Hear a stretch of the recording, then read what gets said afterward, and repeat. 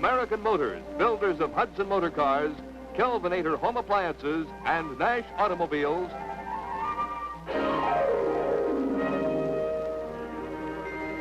and the Dairy Farmers of America, through the American Dairy Association, present Walt Disney's Disneyland. And you wish upon a star, makes no difference who you are. Each week as you enter this timeless land, one of these many worlds will open to you. Frontierland, tall tales and true from the legendary past. Tomorrowland, promise of things to come. Adventureland, the wonder world of nature's own realm. Fantasyland, the happiest kingdom of them all. Presenting this week from Fantasyland, The Goofy Sports Story.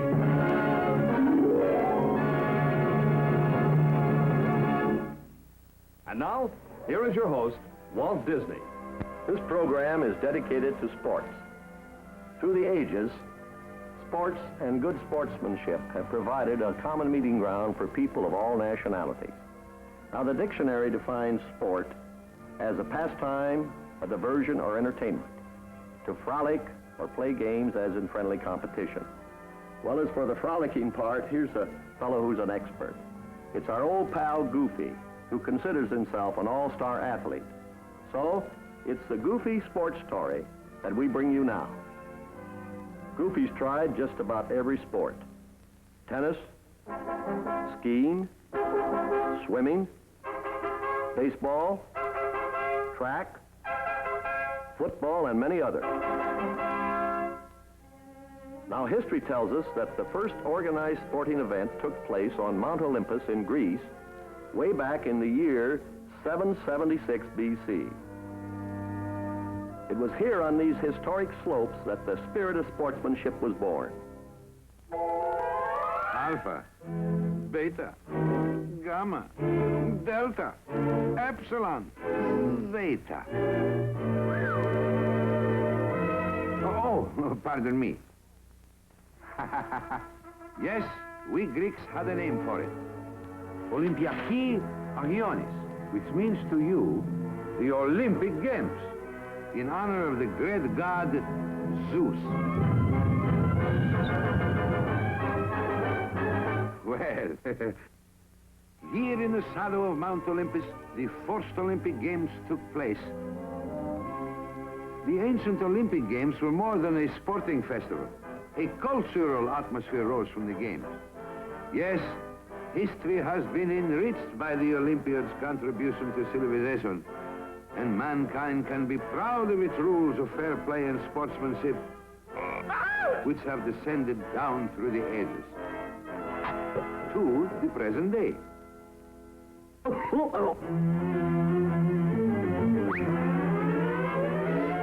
Oh, yikes!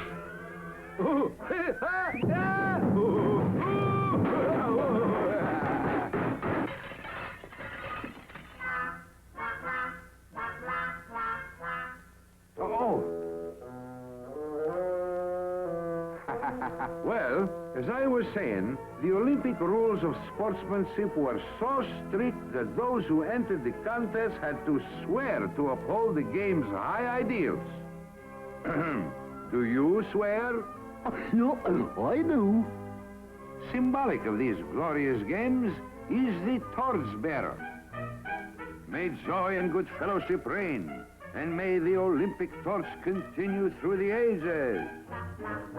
But alas, in AD 394, the Roman Emperor Theodosius forbade the celebration of the games. So the flame was extinguished for the next 1,500 years. But in 1896, the Olympic Games were revived by Baron de Coubertin, a Frenchman, I think, who said, quote, "The main issue in life is not the victory, but the fight. The essential thing is not to have won, but to have fought well. And again, the symbolic torch was relit. On your marks. Get set. Go! And so the Olympic torch was carried to all parts of the world. Rome, Egypt, India, China.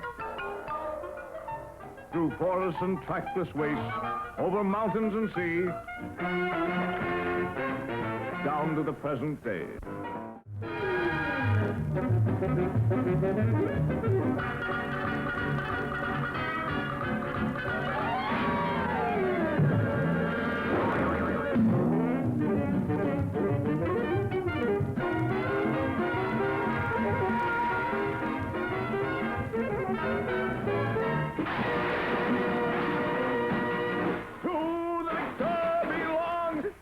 The spoils. Gymnastics is an ancient Greek word meaning athletic or disciplinary exercise. But the first basic principle of the true athlete is conditioning. There are various ways of achieving this and...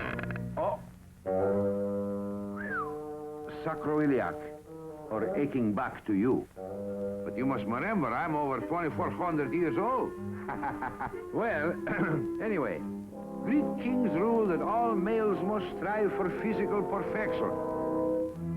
These athletes has bodies like Greek gods. In fact, they were Greek gods. Note the perfect muscular development. This is a body. It could use a bit of building. Boy, here, boy. Allow me to present this little gift.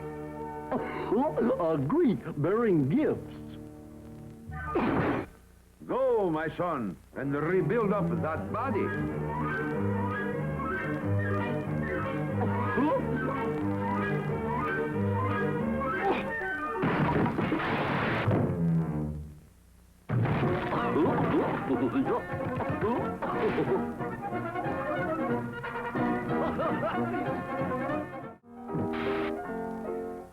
Now, wasn't that well-spent time?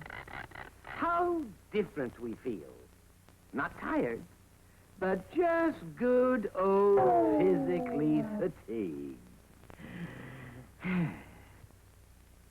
Fatigue. Well, there's nothing like a quick dip in a real cool pool to refresh one after a workout. When a body rubs a body, coming out to dry. Swimming is man's only means of navigating the waters by using his own muscles. No one knows who was the first human beings to swim, but I am sure we Greeks must have been one of the first to take up swimming. Swimming! I can't swim. Well then, what other Grecian sport are you adept at?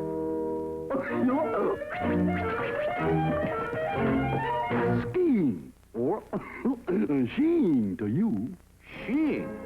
Well, that's one of the few sports for which we Greeks cannot take the credit. Mainly because of our lack of snow.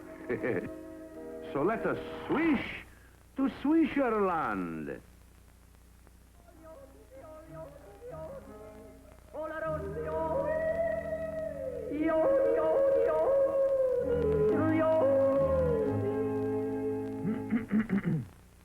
Skiing is fast becoming the most popular of all winter sports.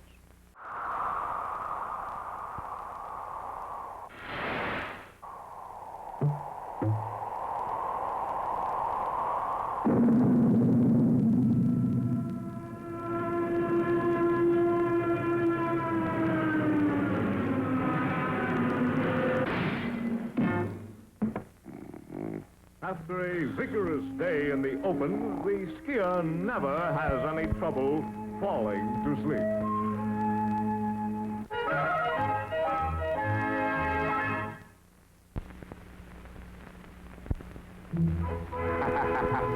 Naturally, we Greeks was the first to take up the gentle art of self-defense, or boxing. Box fighting, as everyone knows, is a scientific art in which the participant is always in a position to protect himself at all times. Sometimes, as I was saying, the ancient sport of boxing brings out the classical Greek tradition in muscular coordination, grace, movement, rhythm, brain.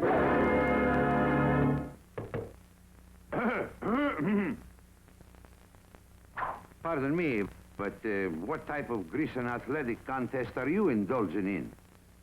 Guys, I don't know. Maybe it's baseball. Baseball, I find no mention of such a game in the poems, tomes, or sonnets of ancient Greek literature. High ball, low ball, cue ball. Baseball. That's Greek to me. Here, read this. Thank you. Ah, yes. He says here that the game of baseball originated from the English game of cricket. Cricket? No, absolutely not! Maybe then from rounders? Rounders? Egad, nix! No, sirree! Then perhaps from town ball or, Town ball? Never! Quite right! No, cricket! Knickerbocker! Rounders? No! Yes! Why? After double day! New York game! Winnicott! Big ball! well, if we're going to have controversies. Look, from these early prints, there is no doubt the boys and youth of America invented the game. Baseball, that great American game. It's a homer. Homer. That's Greek, meaning home run. Baseball, the great American game. The national pastime of millions, both young and old. The game is played with a spear known as a baseball. Well, folks, it's up to the umpire, that impartial pillar of judicial dignity whose word is law. He's out! What do you mean by that?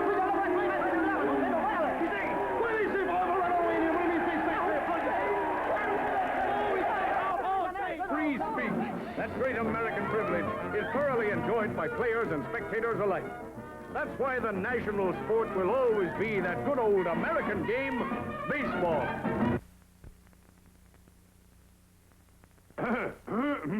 Many historians claim the Egyptians was the first to play football. Others say the Chinese. But don't you believe it? We Greeks started kicking the ball around 500 BC, calling the game harpestan. We also take the credit for the game's first rule, the illegal use of the hands. This basic rule was fostered by necessity, the hands being used to hold down the skirts. After the Romans was conquered Greece, they took the game home with them. Well, after the Romans had the ball, it started to travel. And with their invasion of England, carried the game over there. Oh, yes. Merry England adopted football in a large way. So large that teams often had 50 players to a side. A game would begin between two distant towns, and the team which booted the ball into their opponent's town first was declared the winner. Well, naturally, the villagers were rather annoyed. They demanded protection from these rough chaps, who did leave things a bit untidy. And so a new law banished the game from populated areas. But nothing daunted, the footballers simply moved to the country. They laid out boundaries, set up goals, and thus created the first playing field. Due to an epidemic of bashed heads, the number of players was reduced from 50 to 15. The ones left over became the spectators, and usually lived longer. Soon, football grew so popular that it began to interfere with archery practice, which was compulsory. The royal archers became less proficient with the bow than with the ball. So, King Edward III banned the game. Football players, shall cease play under ye penalty of long imprisonment. But the brave lads with true British grit continued to play. Undercover, as it were.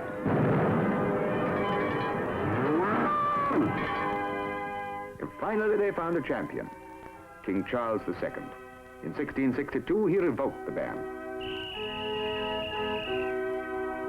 Football was out in the open again. Fight for a decent chap, Charles. The next great change took place in 1823 at Rugby School, from which the game took its English name.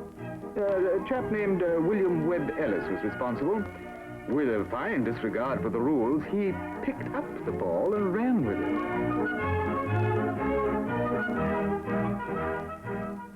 Soon football was being played simply everywhere. Smashing game, what? The first game of American football was played between Princeton and Rutgers in 1869. It was during this game that some exuberant spectators gave the first college yell consisting of Sis, boom, ba, rah, rah, and rah. The college spirit caught on with some of these early day juggernauts.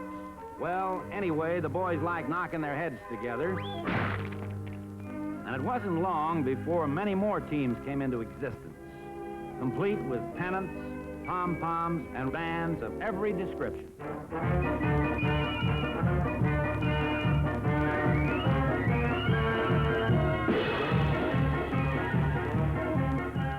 Crowds of enthusiastic fans jammed the field. In fact, it was hard to tell who were the crowds and who were the players. It was about this time that the old game of push and pull football began getting itself rules, permitting these fellows to make with high tackling, low tackling, drop kicking, flying wedges, the straight arm, lots of razzle-dazzle like the upsy-daisy play, and all kinds of real scientific stuff. But one of the best inventions was the forward pass, and here's how it happened. A fellow by the name of Walter Camp threw a football forward to another fellow who happened to be over the goal line. So the referee flipped the coin to decide if the play was legal. It was. So that's how the forward pass came into being and opened up the game. But it still had a lot of knocks and lumps. So better body protecting uniforms were devised.